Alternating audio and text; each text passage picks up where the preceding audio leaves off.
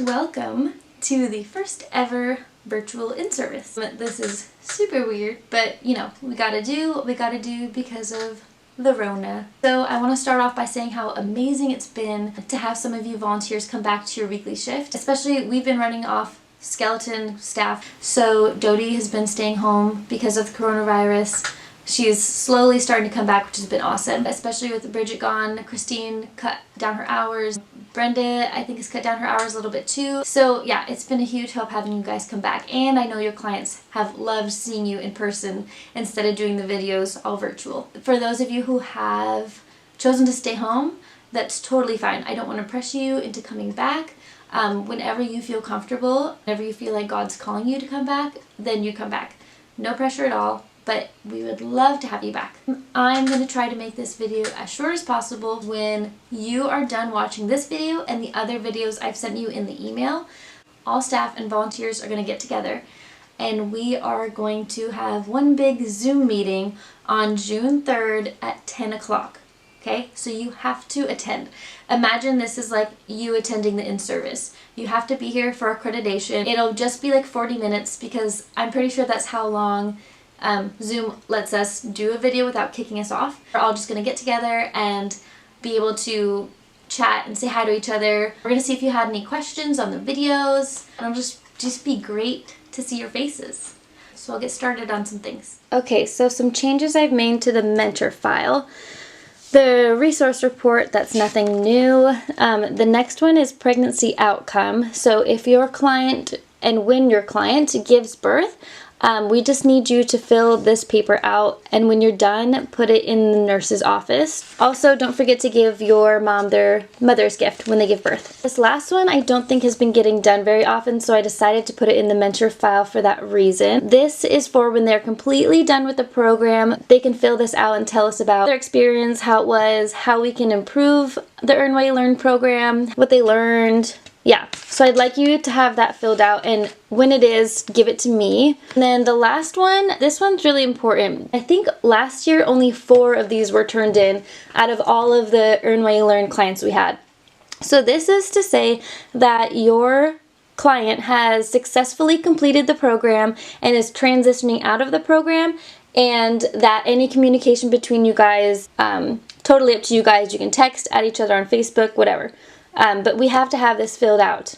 So next I want to talk about this guy. So we desire for our clients to transition out of our Earn While You Learn program with positive self-talk and positive feelings about themselves. Like, we want them to feel worthy about themselves. We want them to steer away from having negative thoughts about the situation they're in or just troubles that they're going through. So the purpose of this book was to have clients write in it every single day about positive feelings about themselves, something positive that happened in their day. I think that by doing this, it'll help build their self-confidence a lot.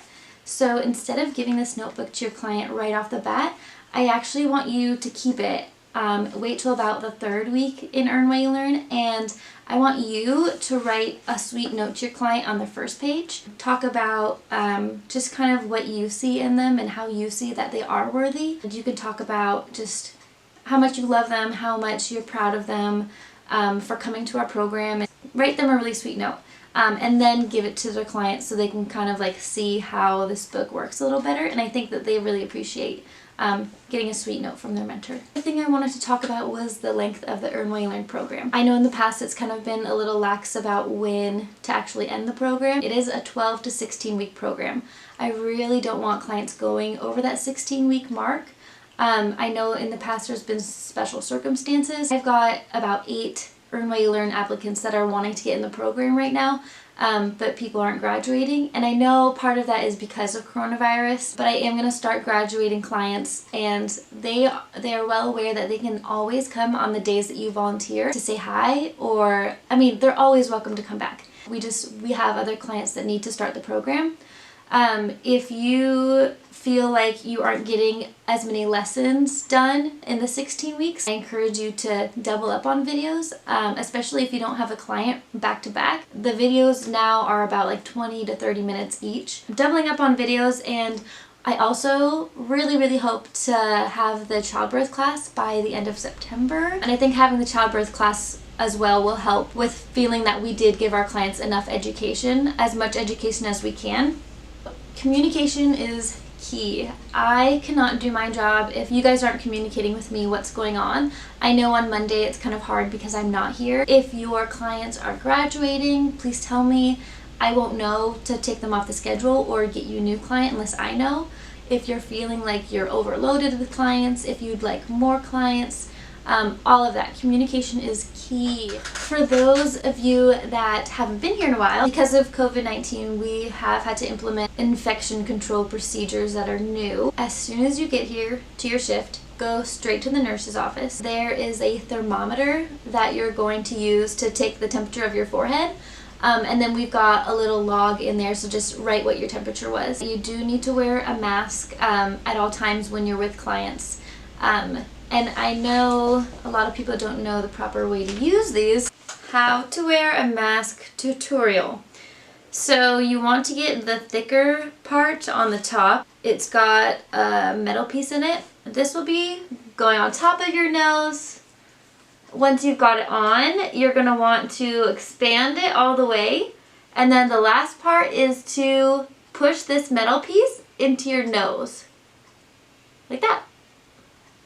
Another thing that we're doing is, so after your clients come in, they do their lessons, they leave, every area that they've been into, they're at the reception desk, if they went to grab some water, whatever, I want you to wipe down everything that they could have touched. Pens, the lesson binders, clipboards, the chairs, anything that they might have touched. So if someone calls wanting a pregnancy test, we are trying to schedule them now instead of just telling them they can come in whenever. The reason we're doing this is so there's not a lot of people kind of congregating in the reception area. While you're on the phone with them, open up the schedule, make sure there's no STI appointments, ultrasounds, or maybe an earn-away learn arriving, and try to stagger their pregnancy test in the open time slots on the schedule. Another addition we're making is we have a COVID checklist.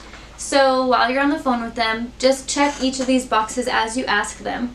So ask them if they've traveled outside of Whatcom County in the last 2 weeks. If yes, then we're gonna have to have them reschedule. So it kind of depends case by case where they were.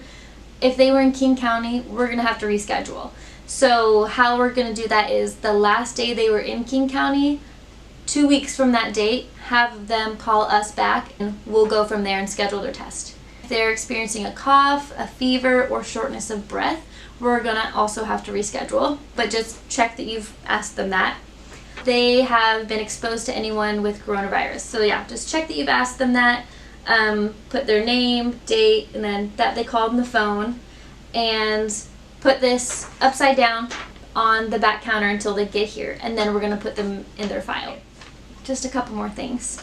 So we have revised our statement of faith here at the clinic. I am going to put the new statement of faith, there's just like 2 more bullet points, the new statement of faith in each of your folders in my office, and I need you to sign that and give it to Christine. The next thing is, so at the last time we saw each other was at accreditation. I know that was so long ago, but try to think back. We gave you guys a packet of stuff to fill out. It was like emergency contact list, making sure you had your flu shot, tuberculosis, all that stuff. Making sure you read policy manuals. So I know this was a while ago, and I know it's been hard to complete some of it because you haven't been here, but we really need to get that stuff back. So your next shifts, be sure to make sure all of that's filled in. Also, we need you guys to have one of the nurses observe you doing a pregnancy test. So all of that, make sure it's all signed, all your manuals are read, and then give them all to Christine when they're all done. If you're not finished, at least keep them in my office so you don't have to keep like running back and forth between home and here. That way you just kind of know where they are. So there are all the updates. I'm going to send you a few more videos to watch for your continuing education, and then don't forget on June 3rd to log on to Zoom, and in the email I send you right now, I'm also going to send you a link to that Zoom meeting. So you log on to zoom.com on your desktop, click the link, and you'll be all set up. If you are using a phone, you will have to download the Zoom app.